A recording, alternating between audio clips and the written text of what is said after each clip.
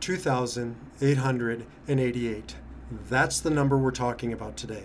What is that number? Let me first tell you about a tragic statistic. Every 13 minutes in America, a man kills himself. Let me say it again. Every 13 minutes, a man kills himself. Roughly by the time I'm done with this video, at least one more man will have killed himself. It is an epidemic. It is a silent epidemic. We don't talk about it. Most of us don't know that. The statistics are staggering, and that's just one of many.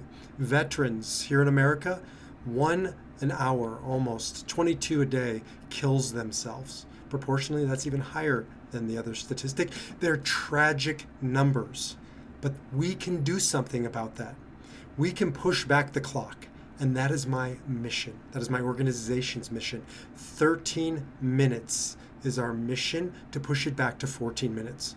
Why 14 minutes? Because I'm not so bold, brazen, and arrogant to think I can get rid of suicide. None of us are going to get rid of it. It's been around since the beginning of time. It'll be around for as long as there are human beings, but we can push back the clock 1 minute to 14 minutes. And if we do that, 2,888 men will live this year. And that's the mission.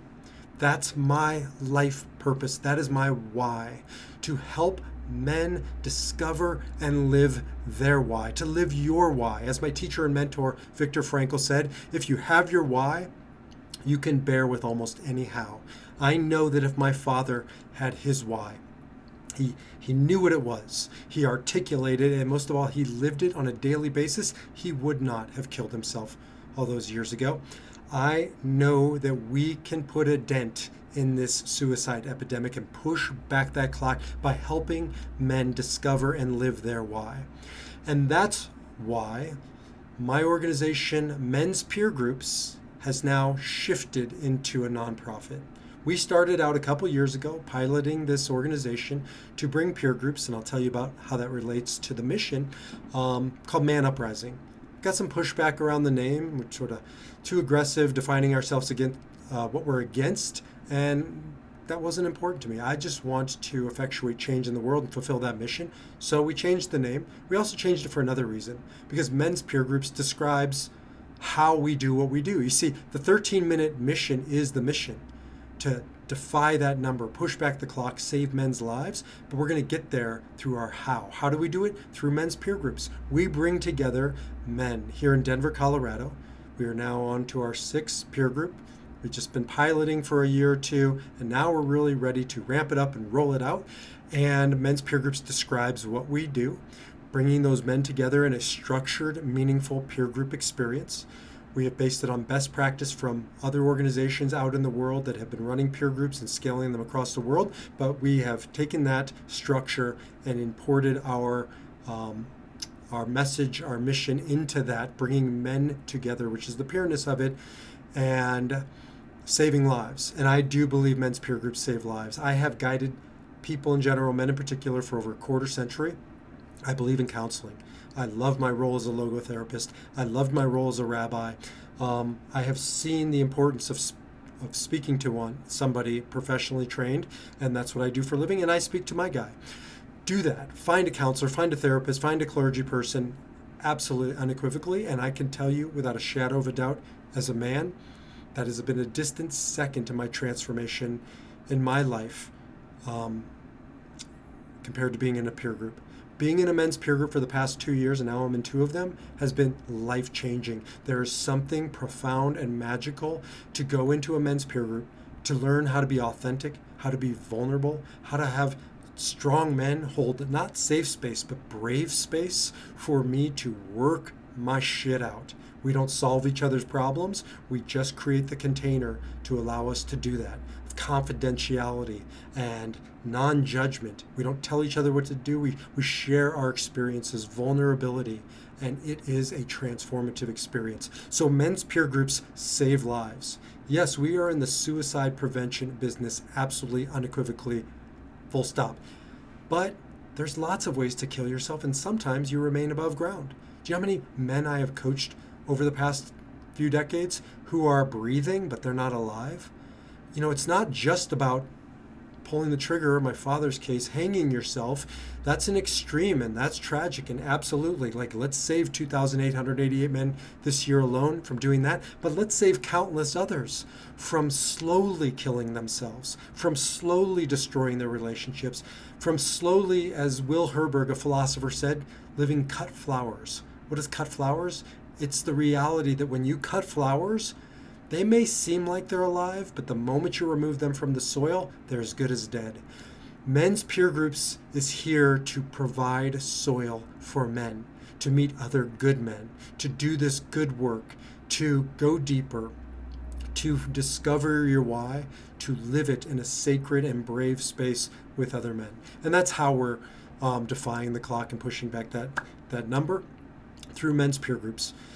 We're doing it here in Denver. We now are doing it virtually. I'm in a virtual peer group. It's amazing. Even in a post-Zoom reality, it's super powerful. I mean, just it is. I would say it's just as powerful as my in-person peer group. So we're doing it through peer groups. We're also doing it through men's peer retreats. We're adding on peer retreats to the peer groups. And we're also going to start doing standalone peer retreats because they both are transformative in my life as a man and then the men that I have seen participate. And we're now rolling it out as a nonprofit because I've always wanted this to be a mission. Now it's formally going to be a mission. It's going to be a 501c3. We're in the process of setting that up. And hopefully very soon here, we will be officially a nonprofit so that we can scale this mission and this message around the world. And we can continue to have people like you, supporters, men and women, to support us philanthropically, to introduce us to men who need this, to introduce us to the third leg of the platform, B2B. We want to bring men's peer groups to organizations, cause-driven, mission-driven organizations, to provide men's peer groups to their constituents. It solves two massive issues. Number one, as I've already described, it helps reconnect men to other men, to sacred and brave community that stands for something meaningful and good, and to themselves, and it connects them to the organization and to their mission. Talking with fraternity networks across the country, alumni networks. I went through a fraternity and I haven't done anything with them for 30 years.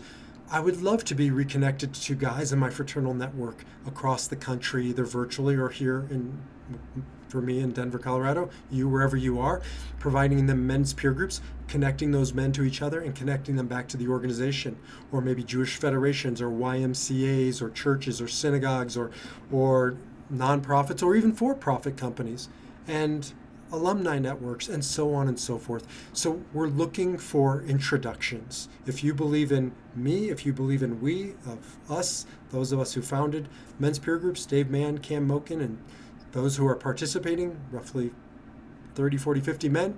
If you've listened to the podcast, the 13-minute mission, and you believe in that, if you've been reading the 13-minute blog, it doesn't take 30 minutes to read, but it's the mission and you now know why, then introduce us. I just want to network with good people, men and women. This is as much for women as it is for men. I've gotten a little pushback, not so much since we changed the name Man Uprising. Men's peer groups, still gotten a little pushback. What about women? Number one, Ariella Halevi, my wife, and she runs ariellahalevi.com. Jump over there. Wildflower Mystic. She runs women's soul circles. So we do provide that. But secondly, the men's peer groups make men, better husbands, better fathers, better sons, better brothers, better citizens, better human beings. And when men become better, we all become better. So this is as much for women as it is for men.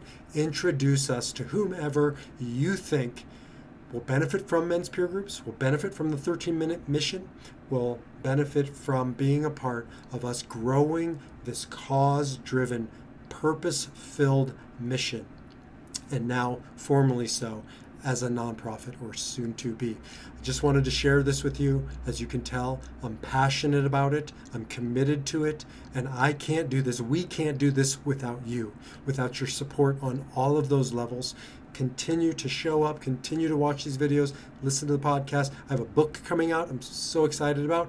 The Guy in the Glass, 6 questions to be the man you were meant to be. And it's coming hopefully January, in a couple months, 26. And you can buy that and learn more. It's just furthering the mission, furthering the cause. Thank you for being a part of this. And I look forward to walking this path with you, whoever you are, wherever you are. Again, thank you. God bless.